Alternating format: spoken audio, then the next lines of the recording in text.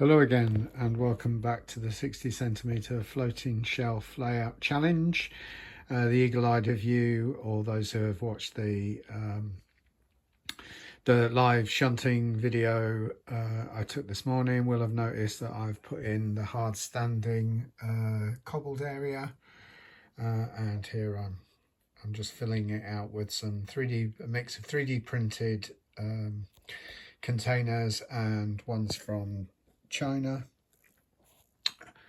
whilst I work out what buildings I'm going to put in there. But the objective of today's video is to show you how I made that cobbled area. So as they said on Blue Peter, here's one I prepared earlier. So as you can see on the layout, we've got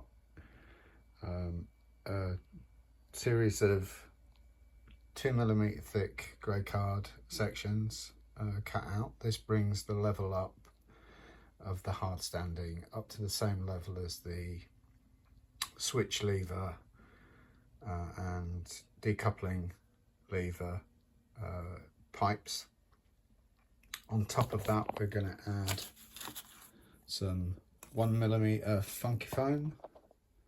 We're going to glue that down so that we have a continuous strip of card covered with funky foam. And on top of that, we're going to add the cobbles.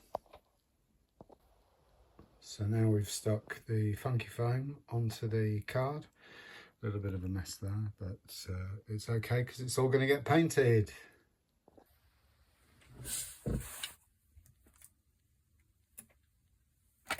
So once you've got your funky foam glued to your backing board, we're going to use a Pyrograve and a steel ruler, and we're just going to scribe lines in the funky foam. Just make sure that you've got your edge parallel, and our cobbles are going to be about 2mm, 1 to 2 millimeters in length, and we just run our Pyrograve along, which creates a nice line. Move the ruler down another 2mm. Don't have to be terribly accurate. The cobbles can be different sizes, adds a little bit of variety. And then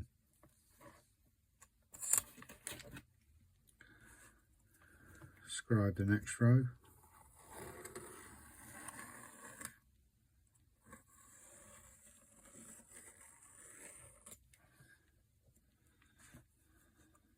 You can see we've got some more cobbles appearing.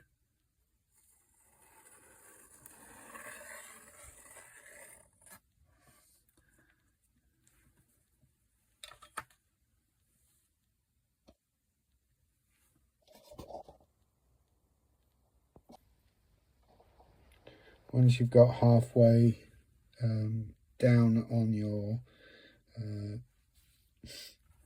cobble area, you can actually flip the thing around and use the previously etched lines of cobbles to make your to line up the ruler to make the deeper cobbles.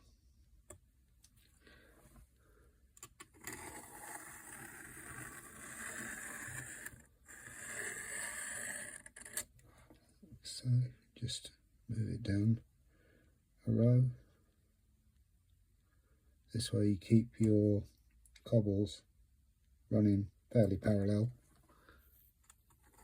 So it doesn't matter if they're slightly off, because cobbles aren't uniform.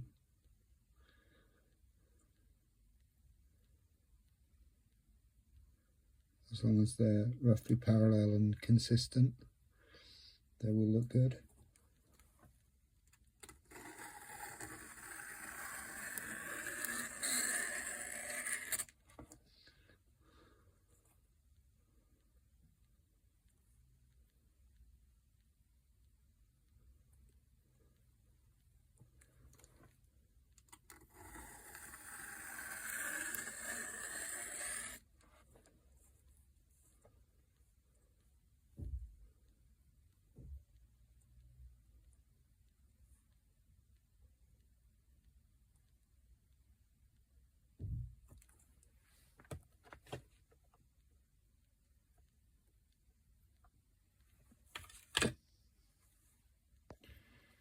With all the horizontal lines etched, we can now move on to the vertical lines, and we're going to switch to a smaller ruler just for convenience, and try and keep it as parallel as possible, or sorry, as orthogonal as possible, and try and keep them squarish.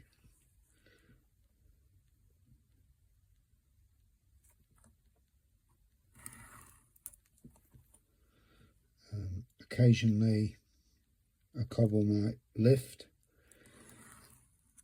but that's okay. They can either be individually stuck down, or you can actually have a few missing cobbles.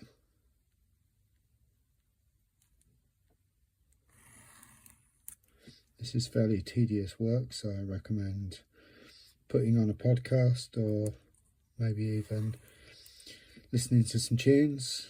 My personal favourite is King Gizzard and the Lizard Wizard. If you haven't checked them out, one of the best Australian progressive bands going.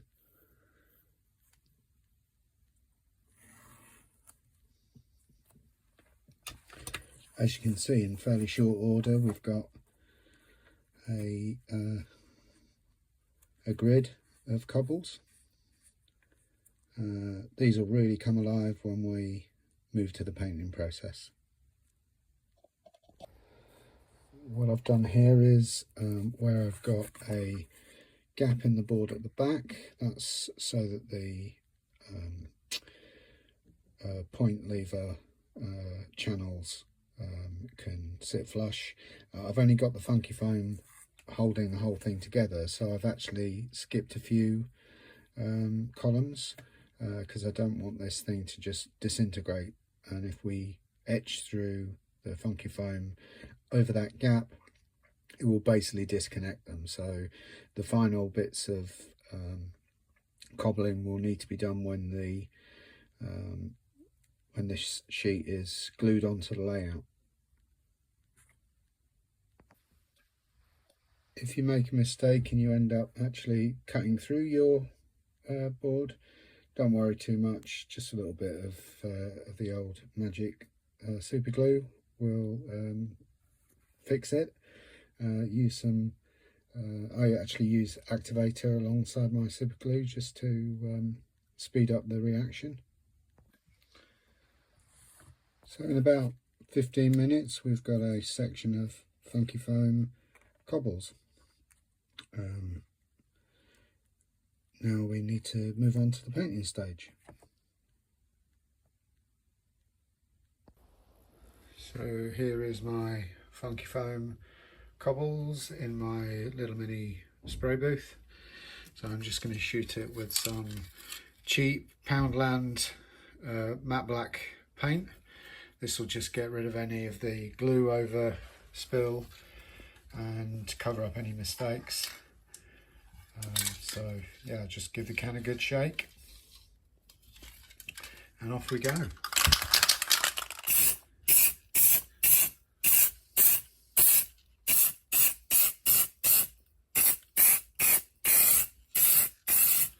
Job's done. Once it's dry, just give it a spritz with some grey primer. You can be haphazard with this because this is just going to be grey tone.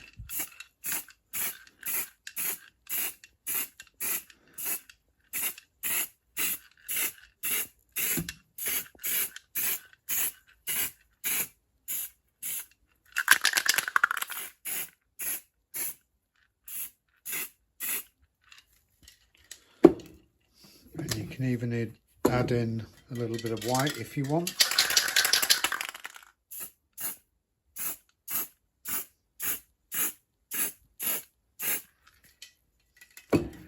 And then wait for that to dry.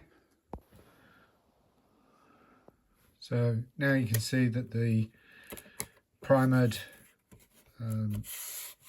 cobbles area is installed on the layout, and we're going to use a mix of acrylic paints. I've got some mahogany, I've got some burnt, what's that? Some brown. I've got some burnt umber, a light brown, and a light grey, and a bit of grey blue. Okay, so this is using the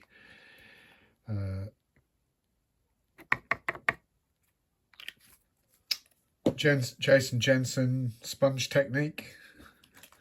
Just grab some paint, dab it on. So you'll need a piece of card just to dab off the paint on, little piece of sponge, just dab some paint on, just get the worst off, and then randomly dab the paint onto the cobbles. Change the position of the sponge to get a bit more randomness.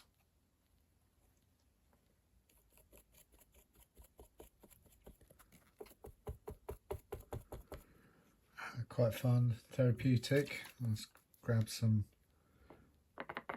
light grey. Oh, that's light brown, sorry. Just dab that on there. And off we go. Just randomly add some different texture. Maybe go for a little bit of a darker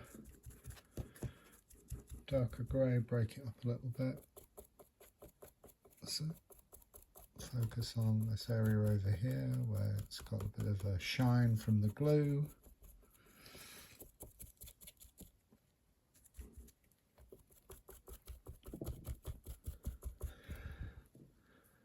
Maybe add a little bit of light grey. I mean, you can basically knock yourself out with this. Spend as much time or as little time as you want to sort of break up the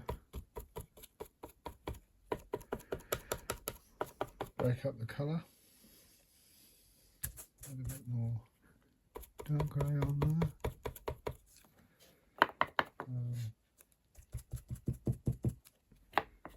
I think we're in happy little accident territory sometimes on this. But yeah, just paint away. So after a few minutes of sponging, you get this kind of effect. And then on to the final step, which is to apply some pastels.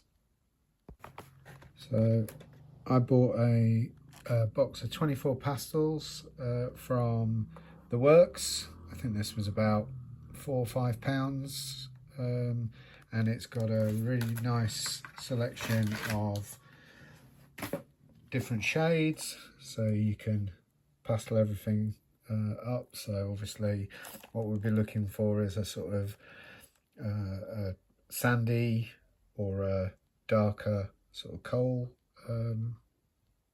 sort of colour. So all we have to do is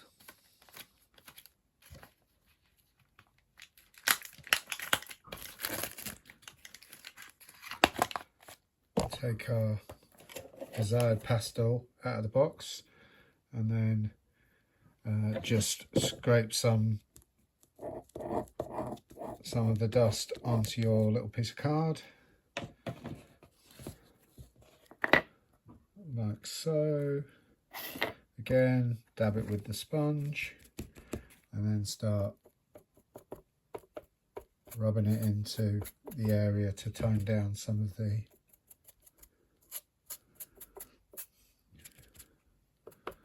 again, knock yourself out. There's no rules, just whatever looks right for you. Mix it up, get a darker colour, maybe a brown or even a red brick colour would be quite good. Again, scrape some onto the card. Got a little bit of a dark brown there, so dab it on.